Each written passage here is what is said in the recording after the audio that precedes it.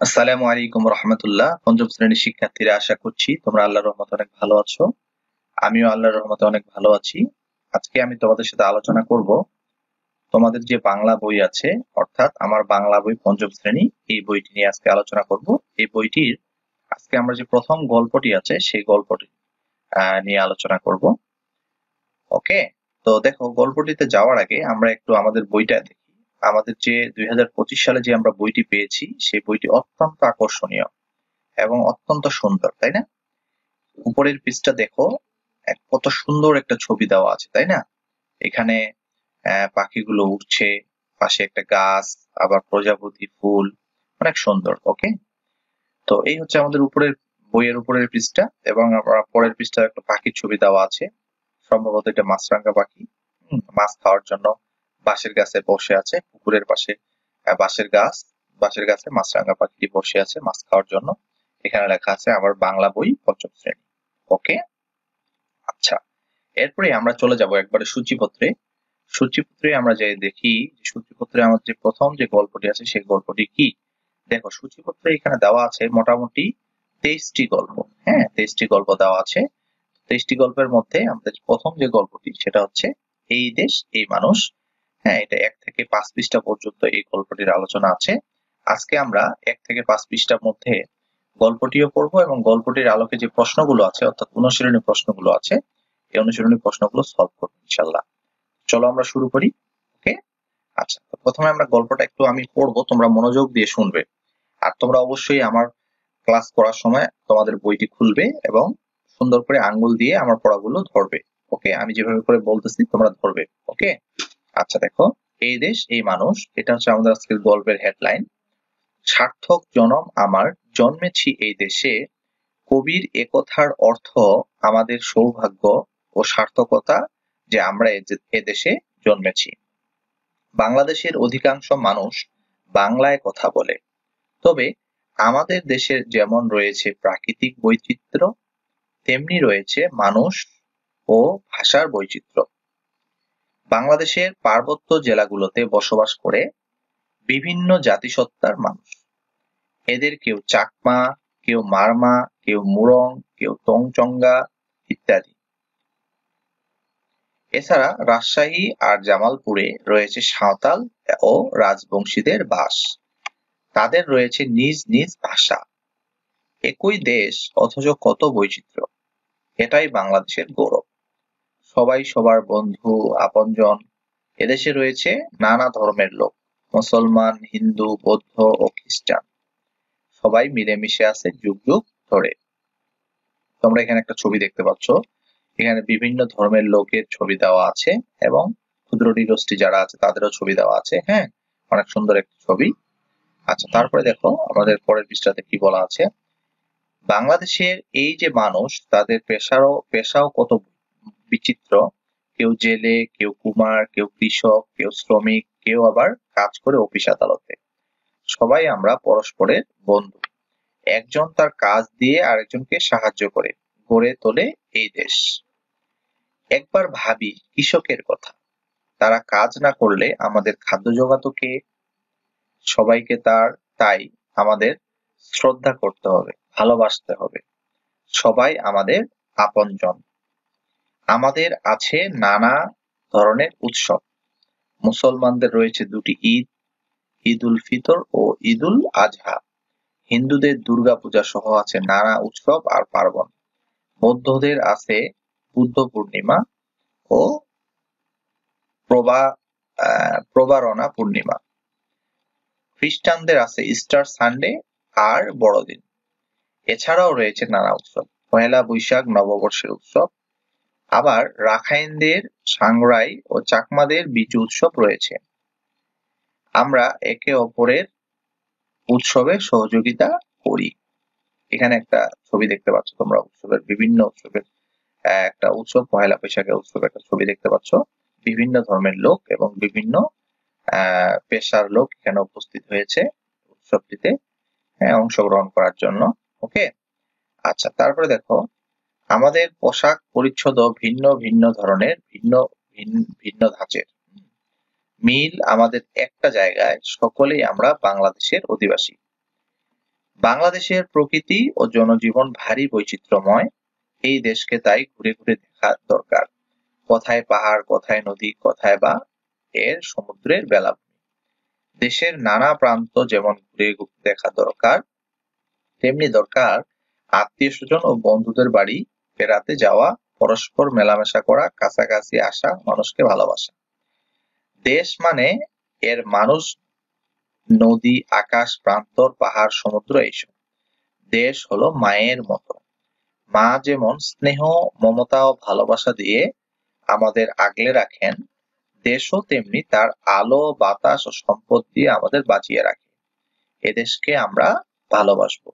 ওকে, তো এই হচ্ছে গল্পটি। গল্পটি তোমরা শুনলে, এখান থেকে অনেকগুলো প্রশ্ন আছে। হ্যাঁ, তো প্রশ্নগুলো আমরা এখন দেখব। তো চলো আমরা প্রশ্নগুলো দেখি। অনুশীলনী দেখো, এই অনুশীলনীর যে এখানে 1 নম্বরে আছে শব্দার্থ, 2 নম্বরে আছে শূন্যস্থান, 3 নম্বরে আছে প্রশ্ন, 4 নম্বরে এখানে একটা অনুচ্ছেদ দেওয়া আছে, এখান থেকে আমাদের প্রশ্ন তৈরি করতে হবে 3টি। তারপরে এখানে বিপরীত শব্দ, 6 নম্বরে আছে বাক্য, নিচের বাক্য কয়টি পড়ি, এগুলো বাক্যগুলো পড়তে বলছে। এবং এখান থেকে বিশেষ্য, বিশেষণ, সর্বনাম, অব্যয়, ক্রিয়া অর্থাৎ পদ খুঁজে বের করতে হবে। হ্যাঁ, পদ হচ্ছে 5 প্রকার, এই পদ হচ্ছে খুঁজে বের করতে হবে। নিচে আরেকটি অনুচ্ছেদ দেওয়া আছে এখান থেকে, আর সাথে কর্ম অনুশীলনে কিছু দিয়েছে। ওকে, তো চলো আমরা এগুলোর উত্তরগুলো একটু দেখে আসি। এই যে আমাদের এখানকার উত্তরগুলো আমরা দেখি। দেখো, প্রথমে আমরা দেখব শব্দার্থ। হ্যাঁ, পাঠ থেকে শব্দগুলো খুঁজে বের করি এবং অর্থ করি। তো আমরা পাঠ থেকে শব্দগুলো খুঁজে বের করেছি এবং এগুলোর অর্থ বলবো। এখন দেখো, 1 নাম্বার হচ্ছে সৌভাগ্য। সৌভাগ্যর অর্থ হচ্ছে ভালো ভাগ্য। প্রকৃতি, পরিবেশ ও বাইরের জগৎ। বৈচিত্র্য, এটা হচ্ছে বিভিন্নতা। বেলাভূমি হচ্ছে সমুদ্রের তীরে বালুময় স্থান। প্রান্তর হচ্ছে মাঠ, জনবসতি নেই এমন বিস্তীর্ণ স্থান। স্বজন হচ্ছে নিজের লোক, আত্মীয়, বন্ধু বান্ধব। সার্থক হচ্ছে সফল। সাংরাই, রাখাইনদের নববর্ষ উৎসব। বিজু, চাকমাদের নববর্ষ উৎসব। ওকে, এই হচ্ছে শব্দার্থ। এই শব্দার্থ অর্থগুলো তোমরা দেখলা। এই শব্দ, এখানে যে শব্দার্থগুলো ছিল, এই শব্দার্থের অর্থগুলো আমরা দেখলাম। এখানে আমরা এগুলো সব দেখে নিলাম। এরপরে আমরা চলে আসি আমাদের যে 2 নম্বর প্রশ্নটা ছিল শূন্যস্থান, সেটা আমরা দেখি। দেখো, শূন্যস্থান যে এখানে শব্দগুলো দেওয়া আছে, এই শব্দগুলো দিয়েই তোমাদের এই নিচের শূন্যস্থানগুলো পূরণ করতে হবে। আমি অ্যান্সার গুলো বলে দিচ্ছি। আমাদের এখানে হবে কি সৌভাগ্য। আমাদের সৌভাগ্য যে আমরা এদেশে জন্মেছি, তাহলে ক নাম্বারে হবে কি সৌভাগ্য। ওকে, আচ্ছা, আমাদের দেশে রয়েছে সুন্দর প্রকৃতি, তাহলে এখানে এটা হবে এখানে প্রকৃতি। কোথায় পাহাড়, কোথায় নদী, কোথায় বা এর সমুদ্রের, এখানে হবে কি বেলাভূমি, তাহলে গ নাম্বার হচ্ছে কি বেলাভূমি। ওকে, আচ্ছা, এই দেশ, একই মানুষ অথচ কত বৈচিত্র্য, তাহলে এখানে হবে কি বৈচিত্র্য। ও নাম্বারে দেখো, দেশ মানে এর মানুষ, নদী, আকাশ, হ্যাঁ, প্রান্তর, পাহাড়, সমুদ্র এইসব, এখানে হবে কি প্রান্তর। ওকে, 6 নম্বরে দেখো, দেশকে ভালোবাসার মধ্য দিয়েই দেশ হয়ে উঠবে আমাদের জীবন, সার্থক হয়ে উঠবে আমাদের জীবন। তা আমরা দেখে নিলাম। 1 নম্বরে হবে সৌভাগ্য, 2 নম্বরে হবে প্রকৃতি, গ নম্বরে বেলাভূমি, ঘ নম্বরে বৈচিত্র্য, ঙ নম্বরে প্রান্তর এবং 6 নম্বরে সার্থক। তো আমি উত্তরগুলো দিয়ে দিয়েছি, তোমরা এখান থেকে পড়ে দিতে পারো। ওকে, আচ্ছা, এরপরে আসো 3 নাম্বার যে আছে সেগুলো হচ্ছে প্রশ্ন। তো আমরা একটু প্রশ্নগুলো পড়ি। দেখো, বাংলাদেশে বাঙালি ছাড়া আর কারা বাস করে, তাহলে এটা উত্তর হবে বাংলাদেশে বাঙালি ছাড়াও বাস করে বিভিন্ন ক্ষুদ্র জাতিসত্তার লোকজন। এদের মধ্যে উল্লেখযোগ্য হলো চাকমা, মারমা, সাঁওতাল, মুরং, তঞ্চঙ্গা, রাজবংশী ইত্যাদি। ওকে, ঠিক আছে।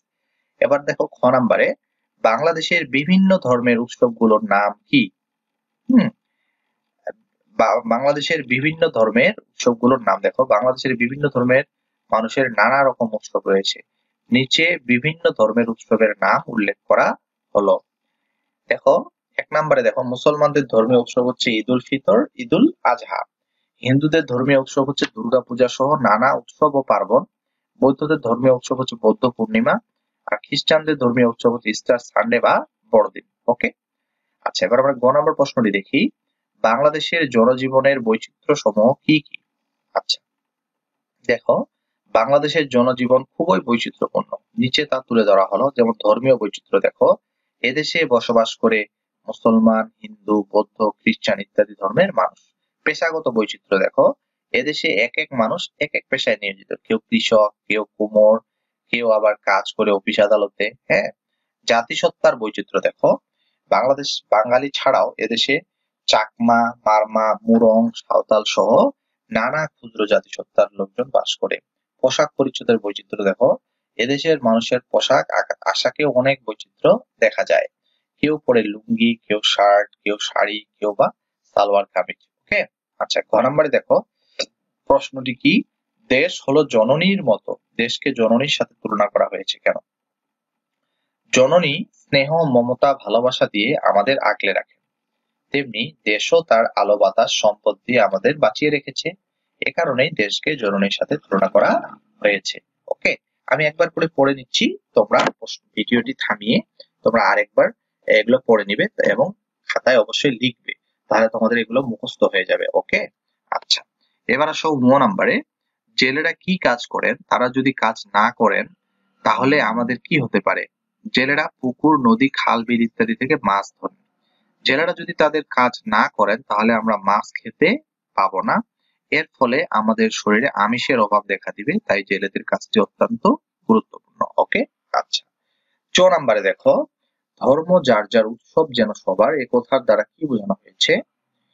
আমাদের দেশের সব ধর্মের মানুষ যুগ যুগ ধরে মিলেমিশে বসবাস করেছে। প্রতিটি ধর্মের রয়েছে ভিন্ন ভিন্ন ধর্মীয় উৎসব। আমরা সবাই মিলেমিশে এই উৎসবগুলো উদযাপন করি। উৎসবে আনন্দ করার সময় আমরা কে কোন ধর্মের তা মনে রাখি না। এ কারণেই বলা হয়েছে ধর্ম যার যার, উৎসব যেন সবার। ওকে, প্রশ্নটির উত্তর এইটাই, তোমরা এখান থেকে মুখস্থ করে নিবে। আচ্ছা, এবার 6 নম্বরে দেখো, দেশকে কেন ভালোবাসতে হবে? মা আমাদের স্নেহ ও মমতা দিয়ে আগলে রাখেন, ঠিক দেশ সেভাবে দেশও তার আলো বাতাস সম্পদ ইত্যাদি দিয়ে আমাদের বাঁচিয়ে রেখেছে। তাই দেশ আমাদের মায়ের মতোই। মাকে আমরা যেমন ভালোবাসি, দেশকেও তেমনি ভাবে ভালোবাসতে হবে। দেশকে ভালোবাসার মাধ্যমেই আমাদের জীবন সার্থক হয়ে উঠবে। এই হলো 3 নম্বরের যে প্রশ্নগুলো ছিল সেগুলো। এখন আমরা 4 নম্বরের প্রশ্নটি দেখি। 4 নম্বরের প্রশ্নটি হচ্ছে, নিচের অনুচ্ছেদের অবলম্বনে 3টি প্রশ্ন তৈরি করি। এখানে একটা অনুচ্ছেদ দেওয়া আছে, আমি অনুচ্ছেদটি একটু পড়ি। দেশ মানে এর মানুষ, নদী, আকাশ, প্রান্তর, পাহাড়, সমুদ্র এইসব। দেশ হলো জননীর মতো, মা যেমন আমাদের স্নেহ, মমতা, ভালোবাসা দিয়ে আগলে রাখেন, দেশও তেমনি তার সম্পদ দিয়ে আমাদের বাঁচিয়ে রেখেছে। এদেশকে আমাদের ভালোবাসতে হবে, দেশকে ভালোবাসার মধ্য দিয়েই সার্থক হয়ে উঠবে আমাদের জীবন। হ্যাঁ, এখন এখানে আমাদের যে প্রশ্নগুলো তৈরি করতে হবে সেটা হচ্ছে কে, কি, কখন, কোথায়, কিভাবে, এগুলো দিয়ে আমাদেরকে প্রশ্ন করতে হবে। ওকে, কেন? তাহলে আমরা 3টে প্রশ্ন করি। দেখো, দেশ মানে কি, এটা আমাদের একটা প্রশ্ন হয়ে গেল এই অনুচ্ছেদ থেকে। দেশকে জননীর মতো বলা হয়েছে কেন? আচ্ছা, 3 নাম্বার হচ্ছে কিভাবে আমাদের জীবন সার্থক হয়ে উঠবে। এই হলো আমাদের 3টি প্রশ্ন। আমাদেরকে 3টি প্রশ্ন তৈরি করতে বলেছিল। পরীক্ষায় কিন্তু 5টি প্রশ্ন তৈরি করতে হবে। তাহলে চলো আমরা এবার 5 নাম্বার প্রশ্নটি দেখে নিই। 5 নাম্বার যে প্রশ্নটি আছে সেটা হচ্ছে বিপরীত শব্দ জেনে ফাঁকা ঘরে ঠিক শব্দ বসিয়ে বাক্য তৈরি করি। ওকে, বাঙালি, অবাঙালি, বন্ধু, শত্রু, দেশ, বিদেশ, সার্থকতা, ব্যর্থতা, এগুলো আমরা এখন এখানে বসাবো। ওকে, যেমন দেখো, আমাদের বাংলাদেশের বাইরেও অনেক দেশ আছে, তাহলে আমাদের বাংলাদেশের বাইরে অনেক বাঙালি আছে, তাহলে এখানে হবে বাঙালি। সবাই আমরা পরস্পরের বন্ধু, এখানে হবে বন্ধু। গ নাম্বার হচ্ছে দেশ হলো জননীর মতো, এখানে হবে দেশ। আমাদের দেশ যে আমরা এদেশে জন্মেছি, আমাদের সার্থকতা, তাহলে এখানে হবে কি সার্থকতা। ওকে, আচ্ছা, এবার আসো আমরা 6 নাম্বার প্রশ্নগুলো দেখি। নিচের বাক্য কয়টি পড়ি? মনির খুব ভালো ছেলে, রবিন তার বন্ধু, মনির ও রবিন একত্রে মাঠে খেলে। এখানে দেখো যে মনির আর রবিন এগুলো হচ্ছে বিশেষ্য পদ, তাহলে যেই পদ দ্বারা নাম বোঝায় সেগুলোকে কি বলা হয়? বিশেষ্য পদ। ওকে, এগুলো আমরা গ্রামার ক্লাসে আরো আলোচনা করব, তবে আজকে একটু ছোট্ট করে বলে নিই যে মনির, রবিন কিন্তু একজনের নাম। তো নাম যদি কোনো কিছু হয় সেগুলোই হচ্ছে বিশেষ্য পদ। খুব ভালো, এটা হচ্ছে বিশেষণ পদ। কোনো কিছু যদি ভালো, মন্দ, ছোট, বড়, কালো, সাদা, এরকম যদি দোষ, গুণ, অবস্থা বোঝায় সেটাকে বিশেষণ পদ বলে। ওকে, তারপরে দেখো তার, সর্বনাম পদ। এখানে তার হচ্ছে কি সর্বনাম পদ। তার, হ্যাঁ, তারপর হচ্ছে সে, তিনি, আমি, এগুলা হচ্ছে সর্বনাম। অর্থাৎ নামের পরিবর্তে যেটা ব্যবহার হয়, যেমন ধরো, হ্যাঁ, আমি বললাম যে তোমার নাম ধরো রবিন, এখন আমি বললাম রবিন তুমি তুমি এখানে আসো, এই যে তুমি বললাম এটাও কিন্তু একটা সর্বনাম পদ। ওকে, আচ্ছা। ও, ও হচ্ছে অব্যয় পদ। ও, এবং, নতুবা, নচেত, বরং, এগুলো আছে না, এগুলাকে বলা হয় অব্যয় পদ। মানে যেই পদগুলোর কোনো পরিবর্তন হয় না সেগুলোই হচ্ছে অব্যয় পদ। আচ্ছা, খেলে, খেলে মানে হচ্ছে এটা ক্রিয়াপদ, যেই পদ দ্বারা কাজ করা বোঝায় সেটাই হচ্ছে ক্রিয়াপদ। ওকে, এখন আমরা এখানে বলা আছে যে এবার নিচের বাক্য কয়টি থেকে 5 ধরনের পদ খুঁজে বের করি। এখানে যে দেওয়া আছে এখানে অনুচ্ছেদটি, তো বাংলাদেশ জনজীবনে ভারী বৈচিত্র্যময়, এই জিনিসকে তাই ঘুরে ঘুরে দেখা দরকার। এই জন্য দরকার দেশের নানা প্রান্তে আত্মীয় স্বজন বন্ধু বান্ধবের বাড়ি বেড়াতে যাওয়া উচিত, সবাই সবাইকে ভালোবাসা। এখান থেকে আমরা 5 ধরনের পদ খুঁজে বের করবো। উত্তরগুলো এখানে দেওয়া আছে, দেখো। বিশেষ্য পদ হচ্ছে বাংলাদেশ, তারপরে দেশ, দরকার, প্রান্তর, স্বজন, বন্ধু, বাড়ি, এগুলো। আর বিশেষণ পদ হচ্ছে জনজীবন বৈচিত্র্যময়। ওকে, সর্বনাম পদ হচ্ছে এই, সবার, সবাইকে। অব্যয় পদ হচ্ছে ও। ক্রিয়াপদ হচ্ছে ঘুরে দেখা, বেড়াতে যাওয়া, ভালোবাসা, হ্যাঁ, এগুলো। 7 নম্বরে যে প্রশ্নটি দেওয়া আছে সেটা হচ্ছে কর্ম অনুশীলন। বাংলাদেশের যে কোনো একটা উৎসব সম্পর্কে অনুচ্ছেদ তৈরি করতে বলেছে এবং খ নাম্বারে একটা প্রশ্ন দিয়েছে। ওকে, কি লিখেছে? শিক্ষকের নির্দেশনায় নির্দিষ্ট সময়ের ব্যবধানে 3 থেকে 4 দিন পর পর টেলিভিশন, রেডিও, খবরের কাগজে প্রচারিত সংবাদ দেখে শুনে পড়ে নিজের ছক অনুযায়ী আলাদা আলাদা কাগজে তা লিখে আনি, নিচের শ্রেণীতে পড়ে শোনাই এবং অন্যদের লেখা শুনি। ওকে, তো আমরা ক নাম্বার প্রশ্নটির উত্তরটি একটু দেখি। যে ক নাম্বার প্রশ্ন, আমাদের যে কোনো উৎসব সম্পর্কে একটু অনুচ্ছেদ। আমরা পহেলা বৈশাখ সম্পর্কে লিখব। পহেলা বৈশাখ বাংলাদেশের একটি জাতীয় উৎসব। বাংলা নতুন বছরের প্রথম দিন পালন করা হয় এই উৎসব। সকল ধর্মের ও বর্ণের লোকজন উৎসবটি জাঁকজমক এর সাথে পালন করে। দিনটি উপলক্ষে পথে ঘাটে মাঠে বসে পাহাড়ি মেলা। এটি আমাদের হাজার বছরের ঐতিহ্য। সকলকে সকলে নববর্ষের বিশেষ পোশাক পরে ব্যবসায়ীরা হিসাব নিকাশের নতুন খাতা খোলেন। ঘরে ঘরে পান্তা ইলিশ খাওয়ার ধুম পড়ে যায়। আর খ নাম্বার প্রশ্নটি দেখো, এখানে যে টেলিভিশন দেখে যে আমরা ছকটি পূরণ করব, সেটা ছকটি হচ্ছে এটা। যে দেখো, 4/12/2024 সালে একটা খবর দেখেছিল, সে টিভি দেখেছিল, টিভির মধ্যে আনন্দের সংবাদ ছিল এটা যে তথ্য প্রযুক্তিতে বাংলাদেশ অগ্রগতি, আর দুঃখের সংবাদ ছিল গভীর রাতে পাহাড় ধসে চট্টগ্রামে 7 জন নিহত। আর খেলার সংবাদ ছিল ভারতের বিপক্ষে বাংলাদেশের ওয়ানডে সিরিজ জয়। ওকে, আচ্ছা, তারপরে দেখো 8 নাম্বারে দেখো, আমাদের 2-3 দিন পর পর কিন্তু করতে বলেছে, এই জন্য আমরা 4 তারিখ দিয়েছি, তারপর 8 তারিখ, 8/12/2024। আনন্দের সংবাদ হচ্ছে সরকার বিনা খরচে 5,000 দক্ষ শ্রমিক ওমান পাঠাবে। আর দুঃখের সংবাদ হচ্ছে সড়ক দুর্ঘটনায় রংপুরে 15 জন নিহত। আর খেলার খবর হচ্ছে সাকিব আল হাসান আবারও বিশ্বসেরা অলরাউন্ডার। আচ্ছা, 12 তারিখে দেখো, আনন্দের সংবাদ হচ্ছে সৌরচালিত রোবট আবিষ্কার করলেন বাংলাদেশি বিজ্ঞানী। আর দুঃখের সংবাদ হলো জাতীয় ঈদগাহের সামনে গাড়ি চাপায় মা মেয়ের মৃত্যু। আর আর খেলার সংবাদ হচ্ছে জাতীয় দল থেকে বাদ পড়লেন ফুটবলার শহীদুল ইসলাম। ওকে, তাহলে এই হলো আমাদের আমাদের খ নাম্বার প্রশ্নটি। এরপরে আমাদের যে গল্পটি আছে সেই গল্পটি হচ্ছে সংকল্প, সেটা আমরা পরের ক্লাসে আলোচনা করব, যেটা আমাদের পরের কবিতাটি। তো আজকে এই পর্যন্তই। আজকের ক্লাসটি তোমাদের কাছে কেমন লাগলো? হ্যাঁ, আমি কিন্তু সবগুলো কিছুই তোমাদেরকে ধরে ধরে বুঝিয়ে দিলাম, যদিও ক্লাসটি একটু লং হয়েছে, দীর্ঘ হয়েছে। তোমাদের যদি ক্লাসটি প্রথম থেকে শেষ পর্যন্ত যারা করলে তাদের কাছে আর কোনো সমস্যা ইনশাল্লাহ থাকবে না। হ্যাঁ, তো আগামী ক্লাসের আমন্ত্রণ জানিয়ে আজকে এখানেই বিদায় নিচ্ছি এবং তোমাদেরকে বলে রাখছি, যারা তোমরা বৃত্তি পরীক্ষা দিবে আগামীতে 2025 সালে, যারা তোমরা বৃত্তি পরীক্ষা দিবে, তোমাদের জন্য কিন্তু আমরা আমাদের চ্যানেলেই এই ক্লাসগুলো পাশাপাশি আরো বৃত্তির কিছু ক্লাস নিয়ে আসবো ইনশাল্লাহ। তোমরা সেগুলো দেখলে অনেক উপকৃত হবে এবং তোমরা তোমাদের বন্ধুদেরকেও জানিয়ে দিবে, যা এখান থেকেই তোমরা সব প্রিপারেশনটা নিতে পারবে। তো আজকে এই পর্যন্তই। ভালো থেকো, সুস্থ থেকো, আল্লাহ হাফেজ, আসসালামু আলাইকুম ওয়া রাহমাতুল্লাহ।